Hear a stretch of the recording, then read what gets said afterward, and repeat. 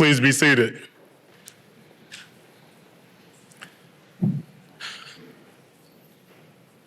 Ask yourself, how long do you allow for a baby to learn how to walk?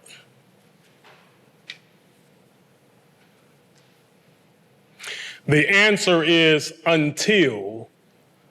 Until the baby learns how to walk, that's when the baby learns how to walk. Even a baby with his limited consciousness knows that if they work and work and work and work, eventually they'll learn how to walk. So what I like to share is a message about just faith it till you make it. Now, when you think of the word faith, let's unpack that. Faith without what is dead? Tell me. Faith without is what?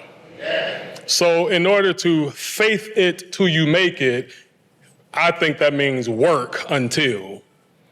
You can wish, you can hope. If you should be walking around the block, jogging a mile every single day for your good health, and you do not do it, you can pray for it, you can wish for it, you can all you want, unless you do it, it's dead. But I want to share, it takes me to a story I would like to share with you about the Chinese bamboo tree. There was a gentleman who had a seed of a Chinese bamboo tree, and he planted this seed into the soil. And the entire first year, by watering and toiling with that soil, absolutely nothing happened. And people in the community started talking about that individual. So, he's been out here all year watering this soil and nothing happened. And then in the second year, the gentleman toiling with the soil, working and watering and doing everything possible, absolutely nothing happened in that time. And now this person started to have a reputation in the neighborhood as probably being crazy or insane, doing the same thing and expecting something different. In the third year, the same exact thing occurred. Nothing happened, but the gentleman continued to toil and work and garden. In the fourth year, nothing. And reputation was shot at that point. It's the same guy doing the same thing, nothing, probably crazy, probably insane. In that fifth year, while the man was toiling with the soil, there was a small sprout that came up out of that ground. And he was very amazed and amused and went to it and started watering and toiling even more. And people didn't believe him when he said, hey, look, something came out of the ground. And in that next 5 weeks of that fifth year, that sprout grew to become a 90 feet tall bamboo tree. And the question is, did that tree grow 90 feet tall in those 5 weeks or in those 5 years? And the answer is, to me, that it grew that height because of the 5 years of work that was put into that soil. What I want to share with you is 3 points. The one is the message of patience and perseverance. The second is the message of unseen growth.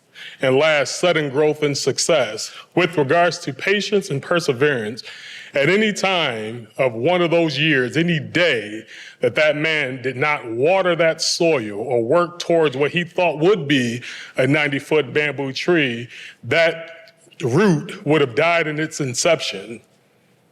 Working for a goal that takes time, ladies and gentlemen, takes time. In today's society, we know we love instant gratification. Who has social media? Post a picture, you want the like. You like to conversate and see things that happen instantly. Back in the day, they used the crock pot. Now we have the air fryer. You need it quick, fast, and in a hurry. But the question is, when you get it quick, when you get it fast, when you get it in a hurry, what are you losing in that process? Do you still have all the nutrients and minerals that you need to be the best version of yourself possible? Perseverance, ladies and gentlemen, is just hard work. Faith is hard work. Let me tell you, if you're just believing and hoping and wishing, I'm telling you, you're doing it wrong. You don't believe, hope, and wish. You do the right things. And then whatever you're believing, hoping, and wishing for shall come to pass. With regards to sudden growth and success, Well, no, let me take that back to the unseen growth. At any time, the gentleman did not see in the first, second, third, fourth year any type of productivity towards the 90-foot tall bamboo tree. Could have just given up right then and there because you don't see it. If you have a goal to lose 30 pounds and you call yourself eating the right thing and you say that you're doing the exercise that you're supposed to do, and every day you're looking in the mirror saying, I don't see the result, I'm going to stop. If you continue to do, and one thing they call trust the process, and just take that before picture, trust the process, and take that after picture, you will see that result. Faith without work is dead. And you can have the faith and go through the process, because you don't see instantly, you begin to lose that motivation. But one thing about motivation, when you add it with discipline, the vision shall come to pass.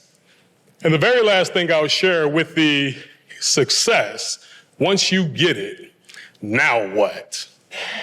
I'm gonna tell you something. It's easy to get it, it's easier to get it, and even easier to lose it. I often share with the team of working harder on yourself than you do on the job. The 20 years it can take to build that reputation with today's society, you'll lose it in 20 minutes doing the wrong things. So a gentleman once said, hey, listen, if I won $10 million, I'd never work a day in my life. The good Lord might see you never get that $10 million. Because service is what we're supposed to be doing to our community.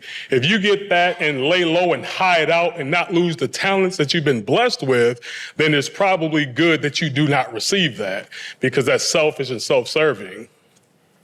I have, to qualify this, a couple of scripture that I'd like to share.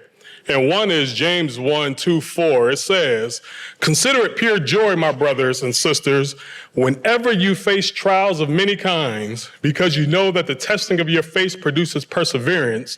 Let perseverance finish its work so that you may be mature and complete, not lacking anything. If any of you lack wisdom, you should ask God, who gives generously to all without finding fault, and it will be given to you. But when you ask, you must believe and not doubt, because the one who doubts is like a wave of the sea, blown and tossed by the wind. That person should not expect to receive anything from the Lord. Such a person is double-minded and unstable in all that they do. Ladies and gentlemen, the same wind blows on us all. The difference of where you're going to arrive in that next 2, 3, 4, 5 years, I promise you, is not the blowing of the wind. It's not the wishing and hoping. It's the setting of the sail. And if anybody know anything about setting sail, that takes hard what? Takes hard work. Also would like to share Romans 5:3-4 says, not only so, but we also glory in our sufferings, because we know that suffering produces perseverance, character, and character hope. This passage highlights the transformative power of patience and endurance through suffering. It emphasizes that enduring hardships build character and ultimately leads to a deeper sense of hope. I will say this.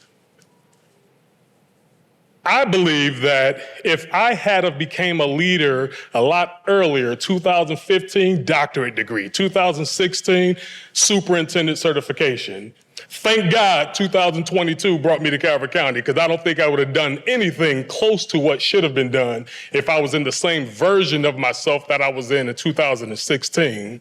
Additionally, I like to share, suffering, in my opinion, is not lifelong. It's in seasons.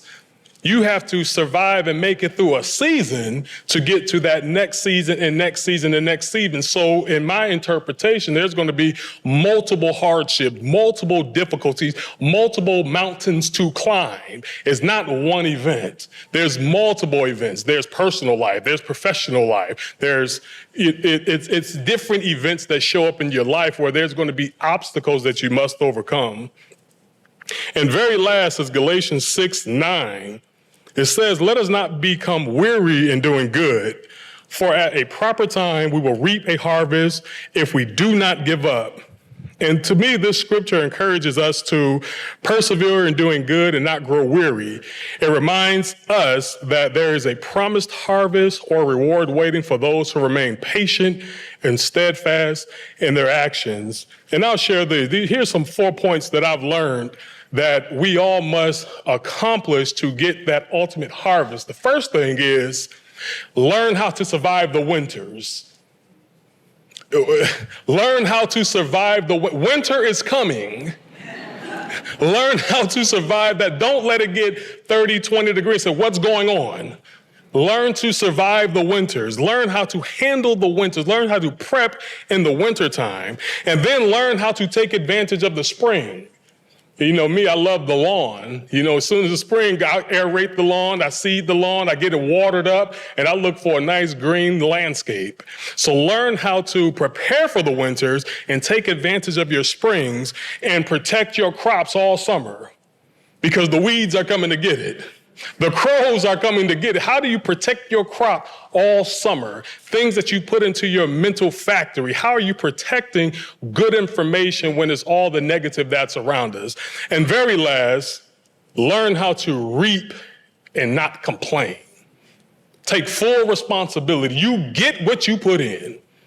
But what I've learned is you kind of get back more than what you put in some cases tenfold.